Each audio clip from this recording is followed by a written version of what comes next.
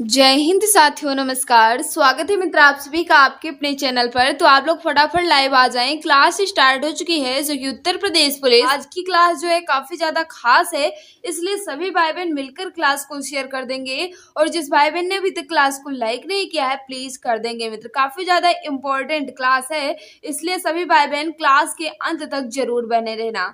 तो बढ़ते ही क्लास की तरफ और फर्स्ट क्वेश्चन आपके सामने रखते हैं। सभी भाई बहन बता देंगे इसका राइट आंसर क्या हो जाएगा। यहाँ देख लीजिए, आप लिखा है प्रसिद्ध कवि लेखक एवं उनकी प्रसिद्ध रचनाएं को आज हम पढ़ेंगे, जो कि काफी ज्यादा इंपॉर्टेंट होगा मित्र। फर्स्ट क्वेश्चन आपके सामने है, इसको सोच समझकर सभी भाई बहन राइट आंसर बताना क्या हो जाएगा। गोदान किसकी रचना है? गोदान जो है ये किसकी रचना है, फटाफट बताएंगे सभी भाई बहन इसका राइट आंसर क्या हो जाएगा। गोदान जो है ये किसकी रचना है? उत्तर प्रदेश पुलिस 18 जून 2018 के द्वितीय पाली में पूछा गया क्वेश्चन है। सोच समझकर सभी भाई बहन इसका राइट आंसर बताएंगे। तो याद रखना, गबन गोदान ये सब किसकी रचनाएं हैं? मुंशी प्रेमचंद जी की हैं, यानी ऑप्शन नंबर ये यहाँ बिल्कुल परफेक्ट होगा। जो भी भाई बहन हमारे बता रहे हैं ऑप्शन नंबर ये बिल्कुल सही हो जाएगा। यह एक्सप्लेनेशन दे दिया गया है, इसे भी हम पढ़ लेते हैं, काफी ज्यादा इंपॉर्टेंट है मित्र। गोदान मुंशी प्रेमचंद का एक प्रमुख उपन्यास है। क्या है? एक उपन्यास है। मुंशी प्रेमचंद जी द्वारा रचित अन्य महत्वपूर्ण कृतियां जैसे निर्मला हुआ, गबन हुआ, रंगभूमि हुआ, कर्मभूमि हुआ, वरदान हुआ, प्रतिज्ञा, सेवा सदन, प्रेमाश्रय, कायाकल्प, मंगलसूत्र, ये सब किसकी रचनाएं हैं? मुंशी प्रेमचंद जी की रचना है। बात करते हैं मित्र जैनेन्द्र कुमार जी की कृतियों के बारे में। तो याद रखना, जैनेन्द्र जी की कृतियां जो है ये परख है, सुनीता है, त्यागपत्र है, कल्याणी है, सुखदा है, विवर्त है, जयवर्धन है, मुक्तिबोध है और अनंतर है। काफी ज्यादा इंपॉर्टेंट रचनाएं लिखी गई हैं। आज्ञे जी की रचनाएं यहाँ पे लिख दी गई हैं। नदी के द्वीप है, शेखर एक जीवनी है, अपने अपने अजनबी, ये तीनों रचनाएं जो हैं आज्ञे जी की काफी ज्यादा इंपॉर्टेंट है। नदी के द्वीप, शेखर एक जीवनी, अपने अपने अजनबी, ये तीन रचनाएं जो है मित्र याद रखना काफी ज्यादा इंपॉर्टेंट रचना है। बात करते हैं नागा अर्जुन जी की। तो नागा अर्जुन जी की रचना जो है हीरक जयंती जो है मित्र ये काफी ज्यादा इंपॉर्टेंट है। रतिनाथ की चाची जो है ये भी काफी ज्यादा इंपॉर्टेंट, इनकी दो रचनाएं याद रखना, हीरक जयंती और रतिनाथ की चाची जो है ये काफी ज्यादा इंपॉर्टेंट रचना है मित्र। नेक्स्ट आपके सामने है वीजक किसकी रचनाओं का संग्रह है? वीजक जो है ये किसकी रचनाओं का संग्रह है? क्वेश्चन नंबर 2 आपके सामने है। सोच समझकर सभी मित्र इसका राइट आंसर बताएंगे, कोई भी भाई इसमें गलती नहीं करेगा। 18 जून 2018 के प्रथम पाली में पूछा गया क्वेश्चन है उत्तर प्रदेश पुलिस में। फटाफट बताएंगे इसका राइट आंसर क्या हो जाएगा। तो याद रखना, वीजक किसकी रचनाओं का संग्रह है? तो कबीर दास जी की रचनाओं का संग्रह है वीजक। इसमें कौन कौन सी रचनाएं हैं? तो याद रखना, साखी शबद रमैनी, साखी शबद रमैनी रचनाओं का संग्रह क्या है? वीजक है। जो भी भाई बहन हमारे बता रहे हैं ऑप्शन नंबर ये बिल्कुल सही हो जाएगा। यहाँ लिखा है देख लीजिएगा, वीजक कबीर दास की रचनाओं का संग्रह है। कबीर दास जी की रचना वीजक जो है इसमें साखी शबद रमैनी का संग्रह किया गया है। जायसी जी की रचनाओं की बात करें तो पद्मावत, अखरावट, आखिरी कलाम जो है ये काफी ज्यादा इंपॉर्टेंट, तीनों रचनाएं जो हैं ये तीनों काफी ज्यादा खास है, काफी ज्यादा इंपॉर्टेंट है मित्र। पद्मावत भी हुआ, अखरावट हुआ और आखिरी कलाम हुआ, ये तीनों रचनाएं जो है ये मलिक मोहम्मद जायसी जी की काफी ज्यादा इंपॉर्टेंट रचना है। बात करते हैं मित्र सूरदास जी की। तो सूरदास जी की सूर सागर हुआ, सूर सारावली हुआ, साहित्य लहरी हुआ, ये तीनों रचनाएं जो हैं काफी ज्यादा इंपॉर्टेंट है। तुलसीदास जी की रचना कौन सी इंपॉर्टेंट है? तो ये जहाँ जो लिखी है सारी इंपॉर्टेंट हो जाएंगी। रामचरितमानस हुआ, गीतावली हुआ, रामलला नाचू हुआ, कवितावली हुआ, विनय पत्रिका और पार्वती मंगल जो है ये सभी रचनाएं जो हैं ये गोस्वामी तुलसीदास जी की काफी ज्यादा इंपॉर्टेंट रचनाएं हैं मित्र। सभी को याद कर लेना, स्क्रीनशॉट ले लीजिए या मैं इसकी पीडीएफ आपको हमारे टेलीग्राम चैनल या व्हाट्सएप ग्रुप पर दे दी जाएगी, वहां आप अच्छे से रिवीजन कर लेना और फिर से पढ़ लेना मित्र। क्वेश्चन नंबर 3 आपके सामने है, अंधेर नगरी नाटक के रचयिता हैं। अंधेर नगरी नाटक के रचयिता कौन है? क्वेश्चन नंबर 3 आपके सामने है। सभी भाई बहन इसका राइट आंसर बताएंगे। तो याद रखना मित्र, अंधेर नगरी नाटक के रचयिता कौन है? भारतेंदु हरीशचंद्र जी हैं, यानी ऑप्शन नंबर सी यहाँ बिल्कुल परफेक्ट हो जाएगा। ये भी उत्तर प्रदेश पुलिस के 18 जून 2018 के प्रथम पाली में पूछा गया क्वेश्चन है। अंधेर नगरी नाटक के रचयिता कौन है? भारतेंदु हरीशचंद्र जी हैं। ऑप्शन नंबर सी यहाँ बिल्कुल सही हो जाएगा। जो भी भाई बहन हमारे बता रहे हैं ऑप्शन नंबर सी बिल्कुल सही होगा। एक्सप्लेनेशन दे दिया गया है, अंधेर नगरी नाटक के रचयिता भारतेंदु हरीशचंद्र जी हैं। अब आपसे पूछ सकता है कि अंधेर नगरी जो है ये कौन सी विधा है, तो आप बता सकते हैं कि एक नाटक है। इनके द्वारा रचित अन्य नाटक जो है ये सती प्रताप हुआ, नील देवी हुआ, भारत दुर्दशा हुआ, प्रेम जोगनी हुआ, चंद्रावली हुआ, विशस्य विस्मोसधम हुआ, वैदिक हिंसा हिंसा ना बहुत, ये सब किसकी रचनाएं हो जाएंगी? भारतेंदु हरीशचंद्र जी की रचना हो जाएगी मित्र। बात करते हैं जयशंकर प्रसाद जी की, तो याद रखना जयशंकर प्रसाद जी की रचना जो है नाटक जो कौन कौन इंपॉर्टेंट है? सज्जन याद रखना और कल्याणी प्रणय याद रखना, कल्याणी प्रणय याद रखना मित्र, और जनमेजय का नाग यज्ञ, प्रायश्चित का, और क्या बात की जाए स्कंदगुप्त, अजात शत्रु, एक घूट और चंद्रगुप्त, ध्रुव स्वामिनी, ये 6-7 रचनाएं आप याद रखना, काफी ज्यादा इंपॉर्टेंट रचना है। मोहन राकेश जी की रचना जो है यहाँ इंपॉर्टेंट ही लिखी गई है। आषाढ़ का एक दिन, लहरों का राजहंस, आधे अधूरे, ये तीनों जो है मोहन राकेश जी के काफी ज्यादा इंपॉर्टेंट रचनाएं हैं जो कि एक नाटक है मित्र। भीष्म साहनी जी की आप याद रखना रंग दे बसंती चोला, ये जो कि काफी ज्यादा इंपॉर्टेंट रचना है। रंग दे बसंती चोला जो है भीष्म साहनी जी का है। और ये भी याद रखना कि कबीरा खड़ा बाजार में, ये दो याद रखना, और मुआजे याद रखना, यानी 3 रचनाएं इन्हें की याद रखना भीष्म साहनी जी की। कौन कौन मित्र? एक हो जाएगा मुआजे, दूसरा याद रखना रंग दे बसंती चोला, तीसरा याद रखना कबीरा खड़ा बाजार में। ये 3 रचनाएं भीष्म साहनी जी की याद रखना काफी ज्यादा इंपॉर्टेंट है मित्र। नेक्स्ट आपके सामने है क्वेश्चन नंबर 4, इसका राइट आंसर बताना है। कामायनी के रचनाकार हैं, कामायनी के रचनाकार कौन है? क्वेश्चन नंबर 4 आपके सामने है। सभी भाई बहन सोच समझकर इसका राइट आंसर देंगे। तो याद रखना कामायनी जो कि एक महाकाव्य है, क्या है मित्र? एक महाकाव्य है। इसके रचनाकार का नाम आपसे पूछ रहा है, सोच समझकर सभी भाई बहन इसका राइट आंसर देंगे। तो याद रखना किसका है? जयशंकर प्रसाद जी का है। ऑप्शन नंबर ये यहाँ बिल्कुल परफेक्ट होगा। जो भी भाई बहन बता रहे हैं ऑप्शन नंबर ये बिल्कुल सही हो जाएगा। यहाँ एक्सप्लेनेशन दे दिया गया है, देख लीजिए। 18 जून को भी पूछा गया, 19 जून को भी पूछा गया क्वेश्चन है, काफी ज्यादा इंपॉर्टेंट है। एक्सप्लेनेशन हम यहाँ पढ़ लेते हैं। जयशंकर प्रसाद जी कामायनी जो है कि ये महाकाव्य है। प्रेम राज हुआ, झरना हुआ, लहर हुआ, आंसू हुआ, कानन कुसुम हुआ, ये सब किसकी रचनाएं हैं? जयशंकर प्रसाद जी की हैं। बात करते हैं सुमित्रा नंदन पंत जी की, तो याद रखना बीड़ा, पल्लव, गुंजन, युगांतर, स्वर्ण किरण, ये सब किसकी रचनाएं हैं? सुमित्रा नंदन पंत जी की रचना है मित्र। सूर्यकांत त्रिपाठी निराला जी की रचना याद रखना क्या? अनामिका जो है काफी ज्यादा इंपॉर्टेंट है। अनामिका जो है काफी ज्यादा इंपॉर्टेंट रचना है। सूर्यकांत त्रिपाठी निराला की बेटी का नाम था अनामिका, उसी के नाम पर इन्हें ये रचना लिखी थी, काफी ज्यादा इंपॉर्टेंट है। और याद रखना तुलसीदास, ये 2 रचनाएं याद रखना सूर्यकांत त्रिपाठी निराला जी की। बात करते हैं महादेवी वर्मा जी की मित्र, तो निहार हुआ, रश्मि हुआ, निर्जय हुआ, संध्या गीत हुआ, लेकिन यामा जो है ये काफी ज्यादा इंपॉर्टेंट है। आप याद रखना है सभी रचनाएं, लेकिन यामा जो है ये काफी ज्यादा खास है क्योंकि यामा के लिए 1982 में इन्हें ज्ञानपीठ पुरस्कार दिया गया था मित्र। नेक्स्ट आपके सामने है क्वेश्चन नंबर 5, इसका राइट आंसर बताना है। सभी भाई बहन सोच समझकर इसका राइट आंसर बताएंगे। देवदास उपन्यास पर 3 बार फिल्म बन चुकी है, उपन्यासकार का क्या नाम है? देवदास उपन्यास पर 3 बार में फिल्म बन चुकी है, इस उपन्यास के उपन्यासकार का नाम आपसे पूछ रहा है। क्वेश्चन नंबर 5 आपके सामने है, सोच समझकर सभी मित्र इसका राइट आंसर दे देंगे। तो बिल्कुल सही है, जो भी भाई बहन बता रहे हैं देवदास उपन्यास के उपन्यासकार कौन है? शरत चंद्र चट्टोपाध्याय जी हैं। ऑप्शन नंबर बी यहाँ बिल्कुल परफेक्ट हो जाएगा। याद रखना देवदास उपन्यास पर 3 बार फिल्म बन चुकी है, 3 बार फिल्म बन चुकी है, काफी ज्यादा इंपॉर्टेंट उपन्यास है जो कि किसके द्वारा रचित है? शरत चंद्र चट्टोपाध्याय जी द्वारा। ऑप्शन नंबर बी यहाँ बिल्कुल सही हो जाएगा। बहुत सारी रचनाएं यहाँ लिखी गई हैं, देख लीजिएगा। देवदास उपन्यास के लेखक शरत चंद्र चट्टोपाध्याय जी हैं। इनके अन्य प्रमुख उपन्यास श्रीकांत जो कि 4 खंडों में विभाजित है, गृहदाह हुआ, और याद रखना प्रिय इनकी रचना एक काफी ज्यादा इंपॉर्टेंट है, इसमें नहीं लिखा है लेकिन इसमें जो जो लिखा है उसे याद रखना। श्रीकांत हुआ जो कि 4 खंडों में विभाजित है, गृहदाह याद रखना, और चरित्रहीन याद रखना। ये 3 रचनाएं इनकी याद रखना। और तीसरा जो है ये कौन सा है, देवदास, ये भी याद रखना। 4 रचनाएं याद रखना मित्र किसके, शरद चंद्र चट्टोपाध्याय जी के।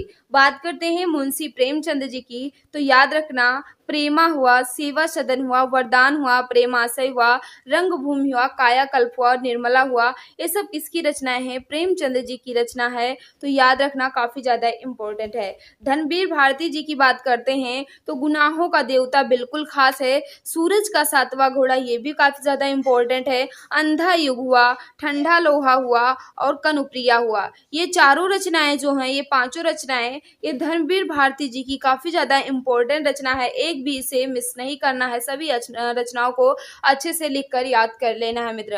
रामचंद्र शुक्ल जी की रचनाओं तो आप परिचित होंगे, याद रखना उत्साह हुआ, करुणा हुआ, काफी ज्यादा इंपॉर्टेंट रचना है, इन्हें भी याद रखना। नेक्स्ट आपके सामने है क्वेश्चन नंबर 6, इसका राइट आंसर बताना है। तुलसीदास द्वारा रचित रामचरितमानस में कितने कांड हैं? तुलसीदास द्वारा रचित रामचरितमानस में कितने कांड हैं? क्वेश्चन नंबर 6 आपके सामने है, सोच समझ कर सभी मित्र इसका राइट आंसर बताएंगे। तो याद रखना गोस्वामी तुलसीदास जी द्वारा रचित रामचरितमानस में कुल कितने कांड हैं? 7 कांड हैं, काफी ज्यादा इंपॉर्टेंट है। यूपीएससी बैच कब पूछा गया है मित्र, 16 दिसंबर 2017 को पूछा गया क्वेश्चन है। कौन कौन से कांड है इसे भी हम देख लेते हैं। गोस्वामी तुलसीदास द्वारा रचित रामचरितमानस में कितने कांड हैं? 7 कांड है। पहला है बाल कांड, अयोध्या कांड, अरण्य कांड, किष्किंधा कांड, सुंदर कांड, लंका कांड और उत्तर कांड। ये 7 कांड हैं रामचरितमानस में, जो कि किसके द्वारा रचित हैं? गोस्वामी तुलसीदास द्वारा। बिल्कुल सही बता रहे हो मित्र। नेक्स्ट आपके सामने है, कौन सी रचना तुलसीदास जी की नहीं है? तुलसीदास जी की रचना कौन सी नहीं है, यह आपसे पूछ रहा है। फटाफट बताएंगे मित्र क्वेश्चन नंबर 7 का राइट आंसर क्या हो जाएगा। तो याद रखना इसका जो राइट आंसर हो जाएगा, तुलसीदास जी की रचना दोहावली भी हो जाएगी, रामचरितमानस भी होगा, गीतावली भी हो जाएगी, कवितावली भी हो जाएगी। लेकिन मित्र बात करें यामा का, तो यामा जो है ये तुलसीदास जी की रचना नहीं है। ऑप्शन नंबर डी बिल्कुल सही हो जाएगा। तो ये फिर किसकी रचना है? याद रखना महादेवी वर्मा जी की रचना है। किसकी है मित्र? महादेवी वर्मा जी की रचना है, यहाँ लिखा होगा देख लीजिएगा। यामा तुलसीदास जी की रचना नहीं है, यामा महादेवी वर्मा की रचना है। महादेवी वर्मा की अन्य महत्वपूर्ण कृतियां जैसे निहार हुआ, रश्मि हुआ, नीरजा हुआ, संध्या गीत हुआ, यामा इन्हीं संग्रह की उत्कृष्ट कविताओं का संकलन है। यामा के लिए महादेवी वर्मा को अप्रैल 1982 में ज्ञानपीठ पुरस्कार से नवाजा गया था मित्र। काफी ज्यादा इंपॉर्टेंट है, ये भी याद रखना। नेक्स्ट क्वेश्चन आपके सामने है, इसका राइट आंसर बताना है क्या हो जाएगा। निम्नलिखित कवियों में से गांधी जी ने किस कवि को राष्ट्र कवि का सम्मान दिया? निम्नलिखित कवियों में से गांधी जी ने किस कवि को राष्ट्र कवि का सम्मान दिया? क्वेश्चन नंबर 8 आपके सामने है, सोच समझ कर सभी मित्र इसका राइट आंसर बताएंगे। तो याद रखना 8 का जो राइट आंसर हो जाएगा, मैथिली शरण गुप्त जी को गांधी जी ने राष्ट्र कवि का सम्मान दिया। ऑप्शन नंबर सी यहाँ बिल्कुल सही हो जाएगा। जो भी भाई बहन बता रहे हैं ऑप्शन नंबर सी बिल्कुल सही हो जाएगा। गांधी जी ने मैथिली शरण गुप्त को इनकी रचना भारत भारती के लिए 1912 के लेखन पर राष्ट्र कवि का सम्मान दिया। याद रखना किस रचना के लिए? भारत भारती के लिए इन्हें राष्ट्र कवि का सम्मान दिया गया था। इनकी बहुत सारी रचनाएं हैं, जैसे याद रखना साकेत हुआ, यशोधरा हुआ, भारत भारती हुआ, अर्जन और विसर्जन हुआ और पंचवटी हुआ। ये रचनाएं जो है ये काफी ज्यादा इंपॉर्टेंट है, काफी ज्यादा इम्पोर्टेंट नहीं, बहुत इम्पोर्टेंट है, इन्हें याद रखना। बात करते हैं जयशंकर प्रसाद, यहाँ द लिखा है। जयशंकर प्रसाद जी को कलाधर भी कहा जाता है, याद रखना, इनका उपनाम कलाधर भी है। महादेवी वर्मा जी को आधुनिक युग की मीरा कहा जाता है और सुमित्रा नंदन पंत जी को प्रकृति के सुकुमार कवि या सुकुमार राजकुमार के रूप में जाना जाता है। याद रखना, काफी ज्यादा इंपॉर्टेंट है मित्र। कौन सी कृति महादेवी वर्मा की है? 4 कृति आपके सामने लिखी गई है, इसमें पूछ रहा है कौन सी जो है ये महादेवी वर्मा जी द्वारा रचित है। फटाफट बताएंगे क्वेश्चन नंबर 9 का राइट आंसर क्या हो जाएगा। तो याद रखना, निहार जो है ये महादेवी वर्मा जी की रचना है। ऑप्शन नंबर ये यहाँ बिल्कुल परफेक्ट होगा। जो भी भाई बहन हमारे बता रहे हैं ऑप्शन नंबर ये बिल्कुल सही हो जाएगा। यहाँ लिखा गया है महादेवी वर्मा छायावाद की कवयित्री हैं, इन्हें आधुनिक युग की मीरा कहा जाता है। इनकी कृति निहार, रसीम, संध्या गीत और निर्जायामा इत्यादि हैं। साकेत के रचयिता कौन है? यहाँ देख लीजिए, साकेत के रचयिता कौन है? मैथिली शरण गुप्त जी हैं। जबकि कामायनी के रचयिता कौन है? जयशंकर प्रसाद जी हैं। और प्रिय प्रवास के रचयिता कौन है? तो अयोध्या सिंह उपाध्याय हरिओद जी हैं। सभी का एक्सप्लेनेशन दे दिया गया है मित्र, काफी ज्यादा इंपॉर्टेंट है, इसे भी पढ़िएगा। नेक्स्ट आपके सामने है क्वेश्चन नंबर 10, इसका राइट आंसर बताना है। जयद्रथ वध किसकी रचना है? जयद्रथ वध जो है ये किसकी रचना है? क्वेश्चन नंबर 10 आपके सामने है, फटाफट बताएंगे सभी भाई बहन इसका राइट आंसर क्या हो जाएगा। सोच समझकर मित्र सभी आंसर देंगे। तो याद रखना, जयद्रथ वध जो है ये मैथिली शरण गुप्त जी की रचना है, यानी ऑप्शन नंबर बी यहाँ बिल्कुल परफेक्ट होगा। जो भी भाई बहन हमारे बता रहे हैं ऑप्शन नंबर बी बिल्कुल सही हो जाएगा। बात करते हैं इन जयशंकर प्रसाद जी की रचनाओं, सूर्यकांत त्रिपाठी निराला जी की रचनाओं के बारे में और सुमित्रा नंदन पंत जी की रचनाओं के बारे में। तो यहाँ लिखा गया है जयद्रथ वध जो है ये मैथिली शरण गुप्त जी की रचना है, बेशक है इन्हीं की रचना है। ऑप्शन नंबर बी यहाँ बिल्कुल सही होगा। और जयशंकर प्रसाद जी की रचना याद रखना, अयोध्या का उद्धार हुआ, ये काफी ज्यादा इंपॉर्टेंट है। अयोध्या का उद्धार हुआ, वन मिलन हुआ, शोकोच्छ्वास हुआ। क्या हुआ मित्र? शोकोच्छ्वास हुआ, ये भी काफी ज्यादा इंपॉर्टेंट है। और कानन कुसुम, ये भी ज्यादा इंपॉर्टेंट है। सूर्यकांत त्रिपाठी निराला की बात करें तो अनामिका जो है ये काफी ज्यादा इंपॉर्टेंट है। गीत कुंज हुआ, गीत कुंज और अनामिका, इसे याद रखना, 2 रचनाएं जो है ये काफी ज्यादा इंपॉर्टेंट है। अगर बात करते हैं सुमित्रा नंदन पंत जी की तो याद रखना, लोकायतन हुआ, अंतिमा हुआ, उत्तरा हुआ, ये 3 रचनाएं इनकी याद रखना मित्र। नेक्स्ट है आपके सामने क्वेश्चन नंबर 11, इसका राइट आंसर बताना है। अतीत के चलचित्र किसकी रचना है? अतीत के चलचित्र किसकी रचना है? क्वेश्चन नंबर 11 है, फटाफट बताएंगे इसका राइट आंसर क्या हो जाएगा। लेकिन उससे पहले जिस भाई बहन ने अभी तक क्लास को लाइक नहीं किया है, हम आपसे रिक्वेस्ट कर रहे हैं मित्र, क्लास आपको अच्छी लग रही है तो प्लीज मित्र क्लास को लाइक कर दो। और जो भी भाई बहन, जो भी मित्र हमारे साथ नए हैं, वह चैनल को सब्सक्राइब कर बेल आइकन को प्रेस कर लेंगे ताकि क्लास की नोटिफिकेशन जो है उनको मिलती रहे। बिल्कुल सही बता रहे हो, अतीत के चलचित्र जो है किसकी रचना है? महादेवी वर्मा जी की है, यानी ऑप्शन नंबर ये यहाँ बिल्कुल परफेक्ट हो जाएगा। जो भी भाई बहन हमारे बता रहे हैं ऑप्शन नंबर ये बिल्कुल सही होगा। अयोध्या सिंह उपाध्याय जी की रचनाओं के बारे में हम बात करें तो प्रिय प्रवास हो जाएगा, पारिजाति हो जाएगा, वेदेही वनवास हो जाएगा, कृष्ण शतक होगा, रसिक रहस्य होगा, प्रदम प्रसून होगा।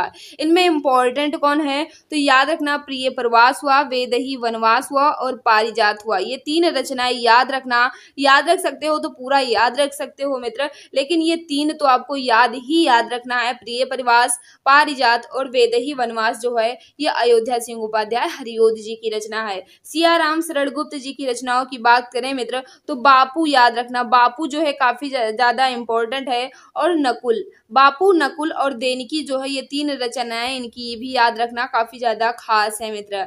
बात करते हैं सूर्यकांत त्रिपाठी निराला जी का तो अनामिका मैं 2-3 बार बता चुकी हूँ ऊपर भी, और अनामिका अभी भी याद रखना, काफी ज्यादा इंपॉर्टेंट है। अनामिका हुआ, गीत का हुआ, कुकुरमुत्ता हुआ और जूही की कली हुआ, ये 4 रचनाएं सूर्यकांत त्रिपाठी निराला जी की याद रखना मित्र। नेक्स्ट आपके सामने है रामचरितमानस में सोपानों या कांडों की संख्या है। ऊपर ये क्वेश्चन आ चुका है, बताना है इसमें राइट आंसर क्या हो जाएगा। रामचरितमानस में सोपानों या कांडों की संख्या जो है ये कितनी है?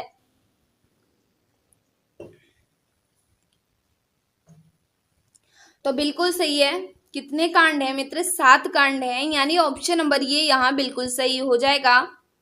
कौन कौन है? गोस्वामी तुलसीदास द्वारा रचित रामचरितमानस में 7 कांड या सोपान है। इस प्रकार है। कौन कौन है? बाल कांड, अयोध्या कांड, अरण्य कांड, किष्किंधा कांड, सुंदर कांड, लंका कांड और उत्तर कांड। ये 7 कांड है रामचरितमानस में। नेक्स्ट आपके सामने है, कठिन काव्य का प्रेत कहलाते हैं। कठिन काव्य का प्रेत कहलाते हैं। क्वेश्चन नंबर 13 आपके सामने है, फटाफट बताएंगे मित्र इसका राइट आंसर क्या होगा। सोच समझ कर सभी भाई बहन इसका राइट आंसर देंगे। तो याद रखना 13 का जो राइट आंसर हो जाएगा, केशवदास जी को कठिन काव्य का प्रेत कहा जाता है, यानी ऑप्शन नंबर सी यहाँ बिल्कुल परफेक्ट होगा। जो भी भाई बहन हमारे बता रहे हैं ऑप्शन नंबर सी बिल्कुल सही हो जाएगा। कठिन काव्य के प्रेत कहे जाने वाले केशव अथवा केशवदास हैं, जो हिंदी साहित्य के प्रसिद्ध रीतकालीन कवि थे। याद कर रखना मित्र, रीतकालीन कवि कौन कौन है? तो याद रखना भूषण जो है ये रीतकालीन कवि हैं, बिहारी लाल चौबे यानी बिहारी जो हैं ये भी रीतकालीन कवि हैं, और केशवदास जी ये भी रीतकालीन कवि हैं।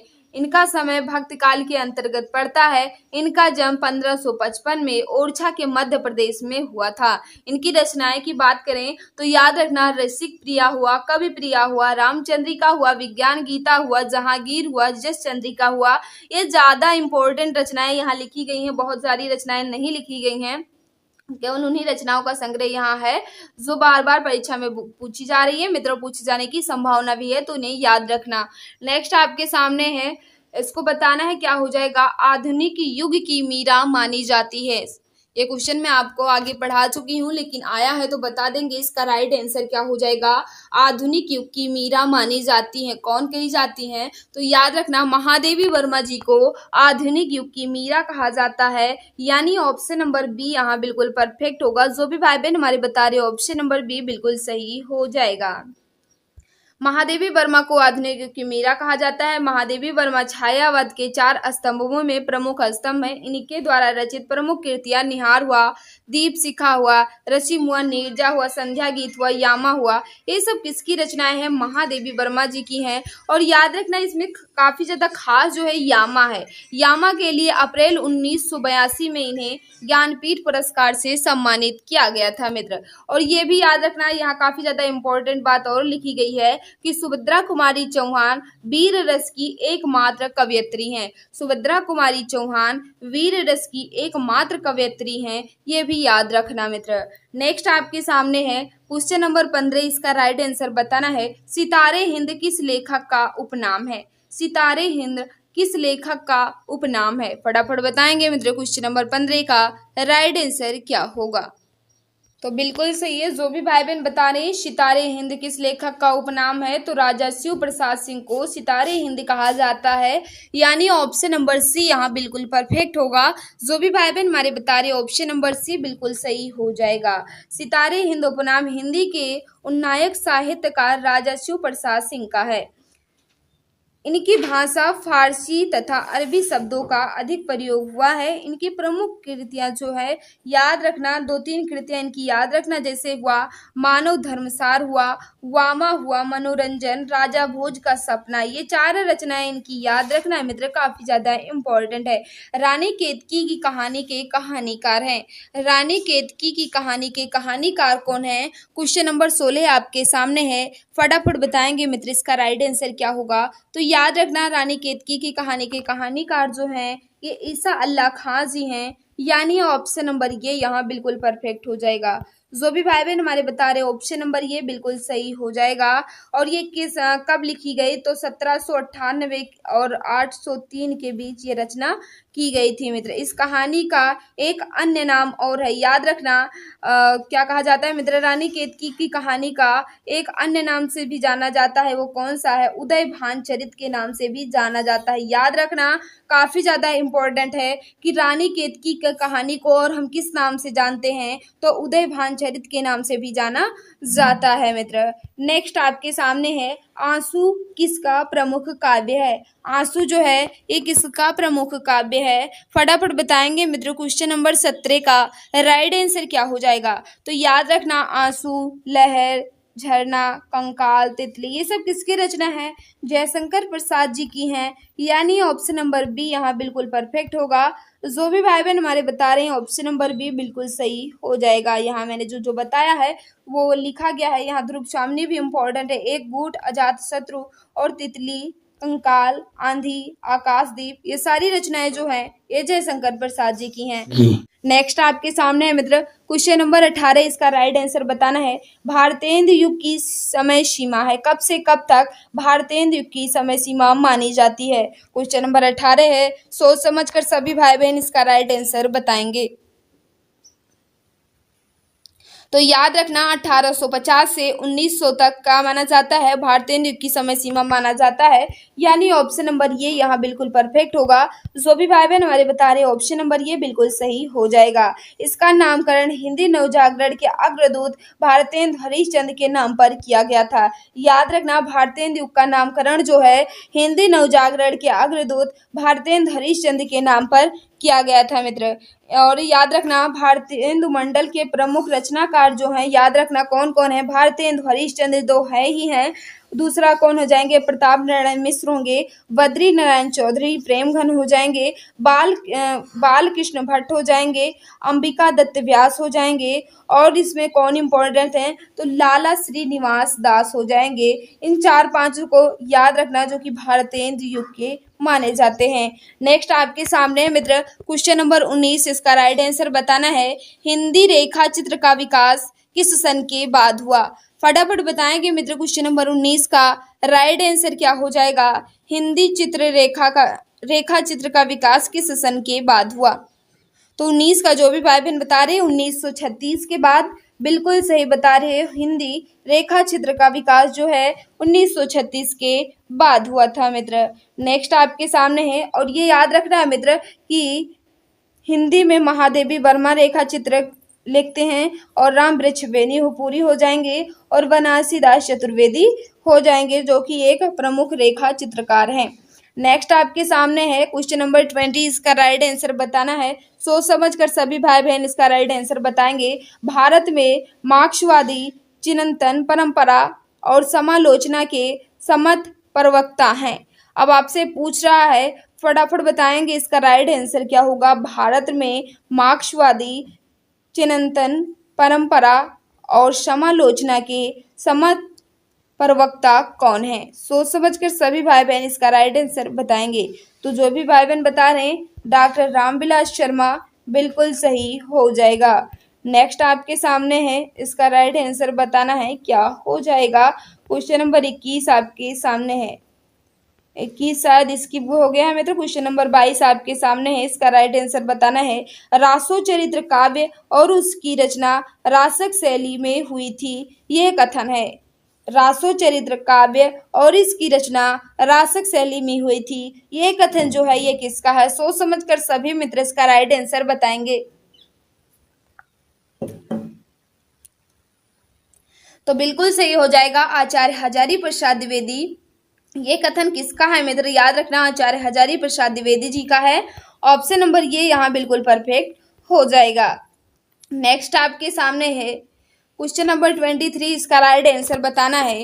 हीरा मनसुआ का उल्लेख आता है। हीरा मनसुआ का उल्लेख जो है ये किन रचनाओं में आता है, यही आपसे पूछ रहा है। फटाफट बताएंगे मित्र इसका राइट आंसर क्या होगा? सोच समझकर सभी मित्र इसका राइट आंसर बताएंगे। तो क्वेश्चन नंबर 23 का जो भी भाई बहन बता रहे हैं हीरा मनसुआ का उल्लेख जो है ये मलिक मोहम्मद जैसी जी की रचना किस में आती है? पद्मावत में आती है। ऑप्शन नंबर बी यहाँ बिल्कुल सही हो जाएगा। नेक्स्ट आपके सामने है सूरदास के गुरु थे। सूरदास के गुरु कौन थे, यही आपसे पूछ रहा है। क्वेश्चन नंबर 24 आपके सामने है। सोच समझकर सभी मित्र इसका राइट आंसर बताएंगे।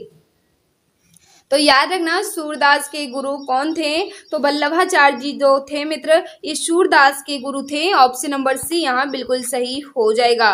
जो भी भाई बहन हमारे बता रहे हैं ऑप्शन नंबर सी बिल्कुल सही होगा।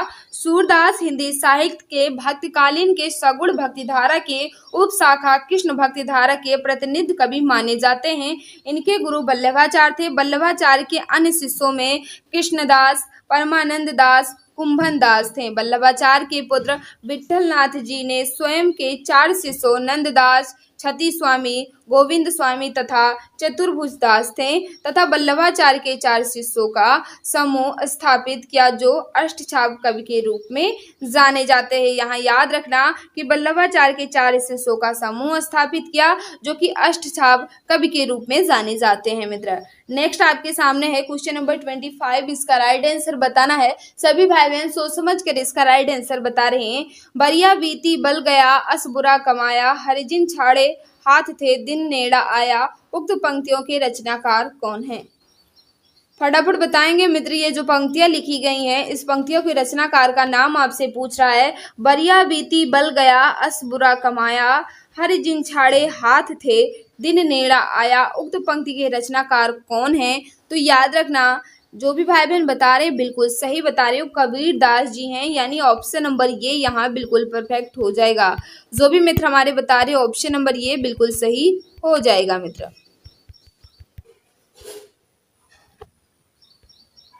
नेक्स्ट आपके सामने है, इसका राइट आंसर बताना है, लेकिन उससे पहले इसे देख लीजिएगा कि कबीर दास जी के गुरु का क्या नाम था। तो याद रखना रामादास था। क्या था?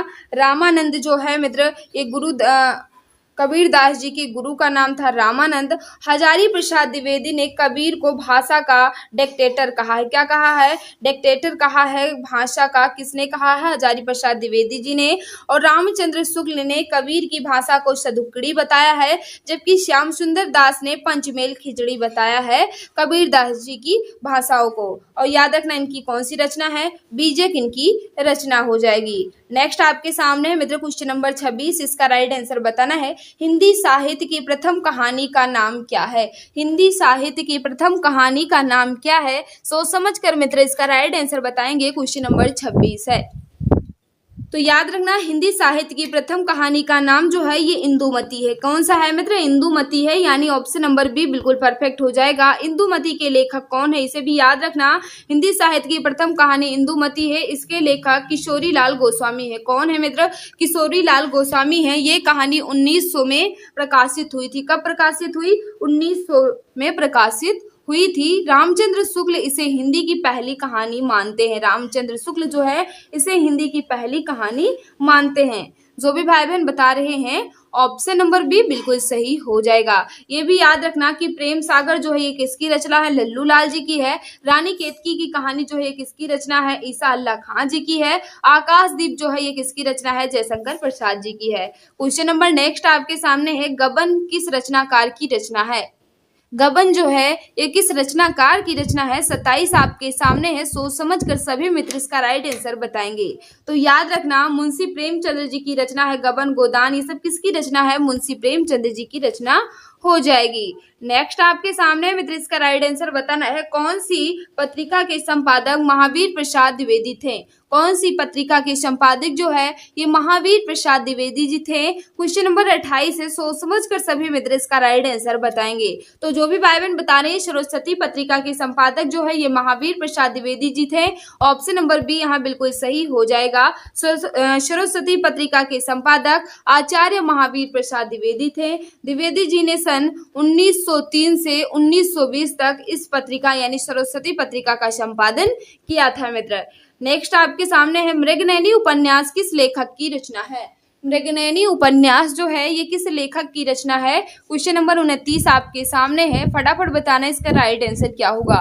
तो जो भी भाई बहन बता रहे हैं वृंदावन लाल वर्मा बिल्कुल सही बता रहे हैं। मृगनयनी उपन्यास के लेखक कौन है? वृंदावन लाल वर्मा जी हैं, यानी ऑप्शन नंबर डी यहाँ बिल्कुल सही हो जाएगा। नेक्स्ट आपके सामने है। व्यास पुरस्कार से सम्मानित उपन्यास न भूतो न भविष्यति किस लेखक की रचना है?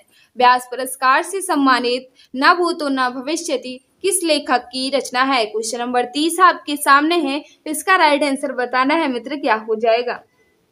तो नरेंद्र कोहली बिल्कुल सही हो जाएगा। न भूतो न भविष्यति जो है ये किसकी रचना है? नरेंद्र कोहली जी की रचना है। इनको इस रचना के लिए व्यास पुरस्कार से 2012 में सम्मानित किया गया था। कब सम्मानित किया गया था मित्र?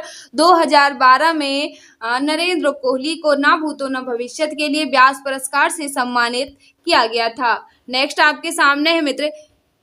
इनमें से कौन सी रविंद्रनाथ टैगोर की रचना नहीं है? इनमें से कौन सी रविंद्रनाथ टैगोर जी की रचना नहीं है? क्वेश्चन नंबर 31 आपके सामने है, सोच समझ कर सभी मित्र इसका राइट आंसर बताएंगे।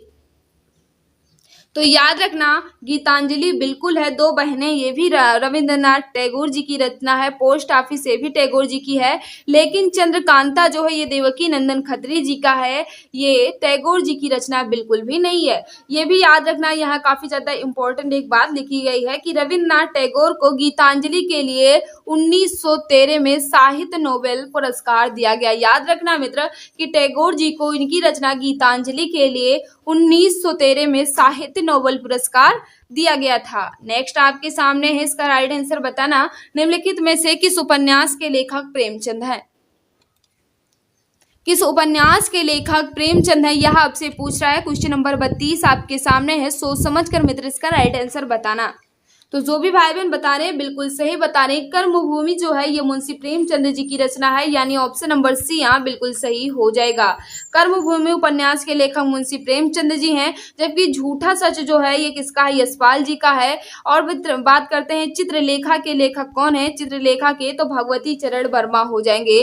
चित्रलेखा के लेखक कौन है? भगवती चरण वर्मा है। मानस के हंस के लेखक कौन है? अमृतलाल नागर जी हैं। तो जो भी भाई बहन हमारे बता रहे हैं कर्मभूमि, यानी ऑप्शन नंबर सी बिल्कुल सही हो जाएगा। भारत की खोज किसकी कृति है?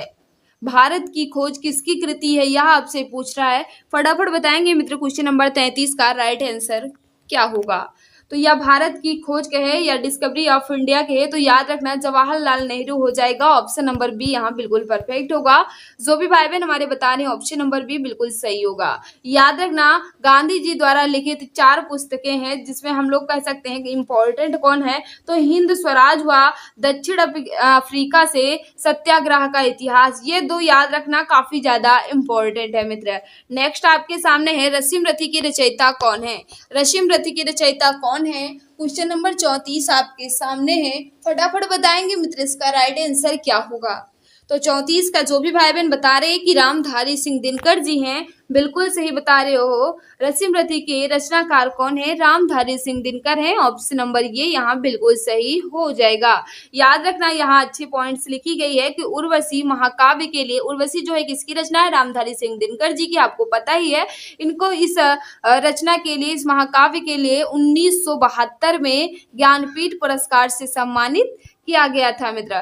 नेक्स्ट आपके सामने है क्वेश्चन नंबर 35, इसका राइट आंसर बताना है। अग्नि परीक्षा किस रचनाकार की कृति है? अग्नि परीक्षा जो है ये किस रचनाकार की कृति है? फटाफट बताएंगे मित्र इसका राइट आंसर क्या होगा। सोच समझकर सभी मित्र इसका राइट आंसर देंगे।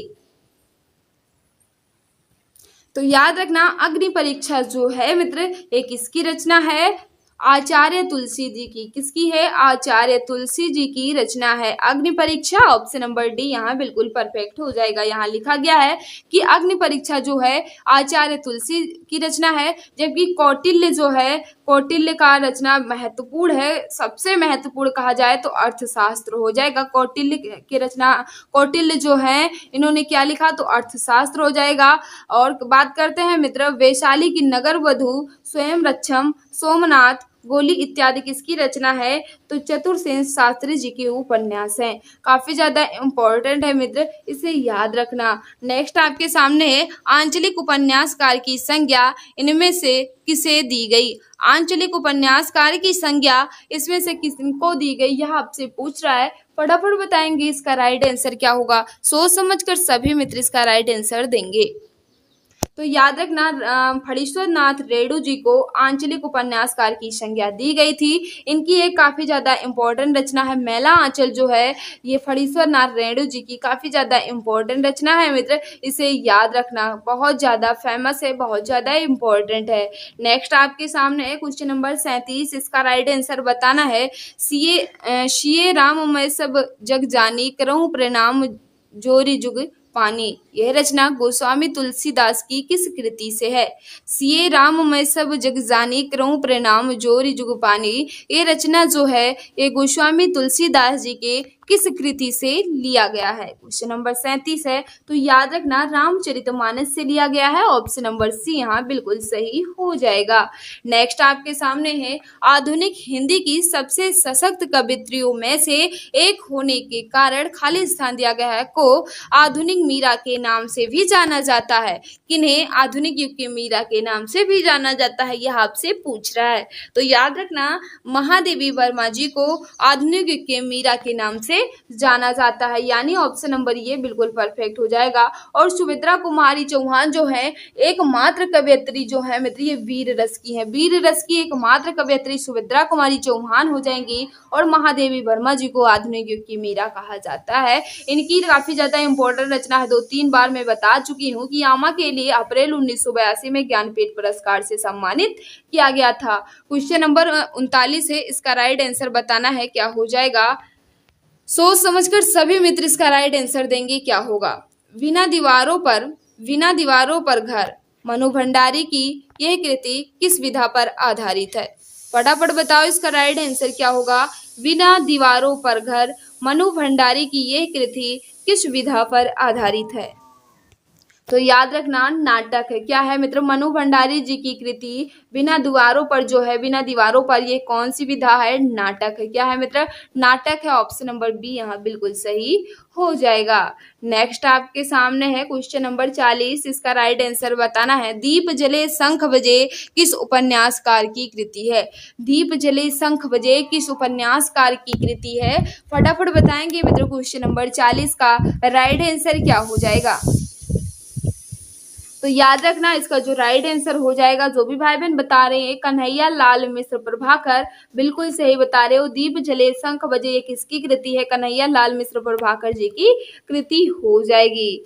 नेक्स्ट आपके सामने है, इसका राइट आंसर बताना है। माटी की मूर्ति किस लेखक की रचना है? माटी की मूर्ति किस लेखक की रचना है? क्वेश्चन नंबर 41 है। सोच समझ कर सभी भाई बहन इसका राइट आंसर बताएंगे, कोई भी मित्र इसमें गलती नहीं करेगा। तो याद रखना, इसका जो राइट आंसर हो जाएगा, माटी की मूर्तें के लेखक कौन है? राम वृक्ष बेनीपुरी जी हैं। ऑप्शन नंबर डी यहाँ बिल्कुल सही हो जाएगा।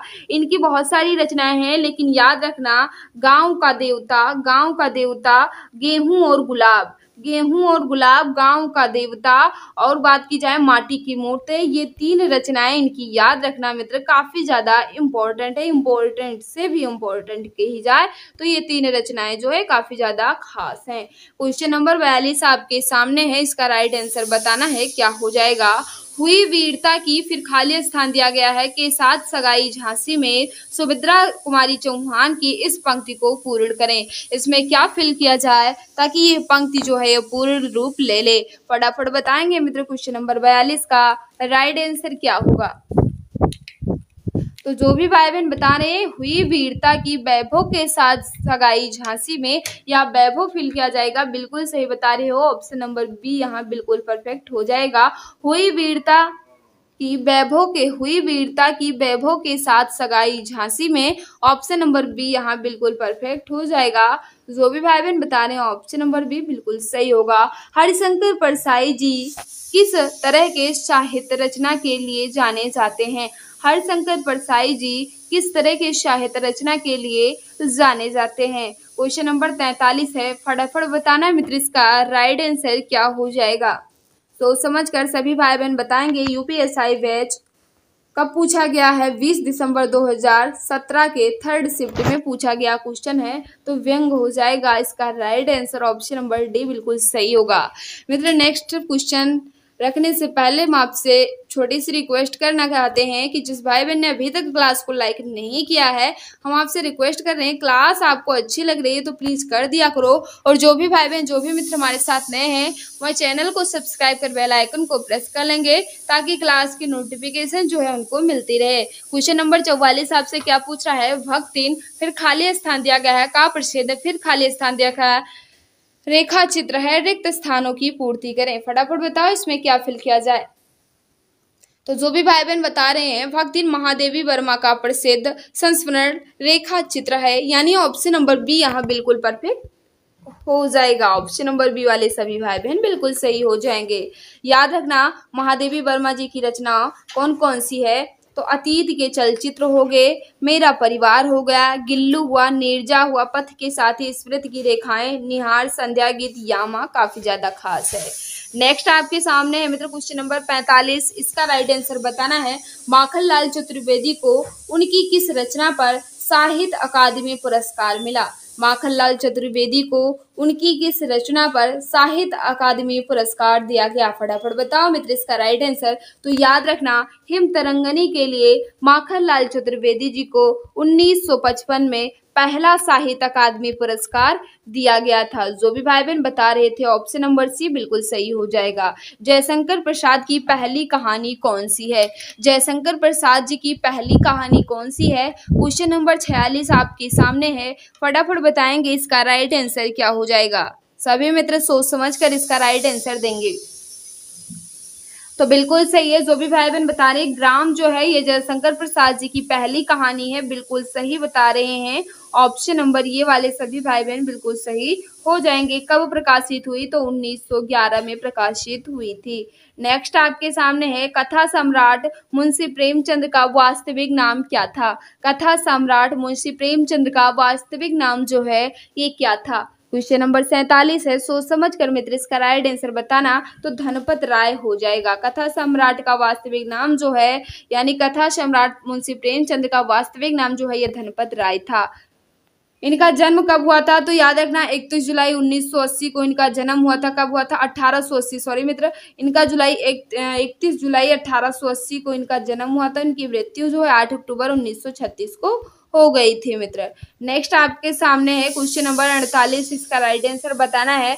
अमृत और विष किसकी रचना है? अमृत और विष जो है ये किसकी रचना है? फटाफट बताएंगे क्वेश्चन नंबर 48 का राइट आंसर क्या होगा। तो याद रखना इसका जो राइट आंसर हो जाएगा बिल्कुल सही है, अमृतलाल नागर जी की है अमृत और विष। ऑप्शन नंबर बी यहाँ बिल्कुल सही होगा। जो भी भाई बहन बता रहे हैं ऑप्शन नंबर बी बिल्कुल सही हो जाएगा। अमृत और विष उपन्यास के लिए के लेखक कौन है? अमृतलाल नागर जी हैं। इस उपन्यास के लिए इन्हें 1967 में साहित्य अकादमी पुरस्कार से सम्मानित किया गया था। मानस के हंस ये काफी ज्यादा इंपॉर्टेंट रचना है, याद रखना। नेक्स्ट आपके सामने है, बच्चों की कहानियां लिखने वाले और चाचा चौधरी पात्र के रचनाकार कौन है? बच्चों की कहानियां लिखने वाले और चाचा चौधरी के पात्र के रचनाकार कौन है? तो याद रखना प्राण कुमार शर्मा जी हैं, यानी ऑप्शन नंबर बी यहाँ बिल्कुल परफेक्ट हो जाएगा। नेक्स्ट आपके सामने है, हल्दी घाटी के रचनाकार कौन है? हल्दी घाटी के रचनाकार कौन है यहाँ आपसे पूछ रहा है। फटाफट बताना इसका राइट आंसर क्या हो जाएगा। तो श्याम नारायण पांडे जी हैं हल्दी घाटी के रचनाकार। ऑप्शन नंबर सी यहाँ बिल्कुल परफेक्ट हो जाएगा मित्र। याद रखना क्वेश्चन नंबर नेक्स्ट आपके सामने काफी ज्यादा इंपॉर्टेंट है, इसे भी पढ़ लेना। इसकी पीडीएफ जो हमारे टेलीग्राम चैनल या व्हाट्सएप ग्रुप पर दे दी जाएगी। अच्छे से पढ़ लेना, पूरी रचना याद कर लेना, काफी ज्यादा खास है क्योंकि मित्र उन्हीं क्वेश्चनों का संग्रह है जो बार बार एग्जाम में पूछे जा चुके हैं और पूछे जाने की संभावना आप देख सकते हैं कितने इंपॉर्टेंट क्वेश्चन है। हिंदी साहित्य की लब्ध प्रतिष्ठित कृति कामायनी के रचनाकार कौन है? हिंदी साहित्य की लब्ध प्रतिष्ठित कृति कामायनी के रचनाकार कौन है? तो याद रखना कामायनी जो कि एक महाकाव्य है जयशंकर प्रसाद जी का। ऑप्शन नंबर डी यहाँ बिल्कुल परफेक्ट हो जाएगा। इसमें कितने सर्ग हैं? 15 सर्ग तो नहीं है इसमें। नेक्स्ट आपके सामने इसका राइट आंसर क्या होगा। हाँ मित्र इसमें याद रखना ये महाकाव्य चिंता से आरंभ होकर आनंद सर्ग तक समाप्त होता है। इसमें 15 सर्ग हैं। ऑप्शन नंबर जो भी भाई बहन बता रहे थे कामायनी बिल्कुल सही हो जाएगा, जयशंकर प्रसाद जी का है। नेक्स्ट आपके सामने है, हिंदी गद्य का सर्वप्रथम युग किसे माना जाता है? हिंदी गद्य का सर्वप्रथम युग जो है किसे माना जाता है? तो भारतेंदु युग को हिंदी गद्य का सर्वप्रथम युग माना जाता है। ऑप्शन नंबर ये बिल्कुल परफेक्ट हो जाएगा। किसके नाम पर किया गया था? तो भारतेंदु हरिश्चंद्र के नाम पर किया गया था। नेक्स्ट आपके सामने है, पंच परमेश्वर के लेखक कौन है? पंच परमेश्वर के लेखक कौन है? फटाफट बताना मित्र इसका राइट आंसर क्या होगा। सोच समझ कर सभी मित्र इसका राइट आंसर देंगे। तो याद रखना पंच परमेश्वर के लेखक मुंशी प्रेमचंद्र जी हैं। ऑप्शन नंबर सी यहाँ बिल्कुल परफेक्ट हो जाएगा। जो भी भाई बहन बता रहे हैं option number C Munshi Premchandra ji बिल्कुल सही हो जाएगा।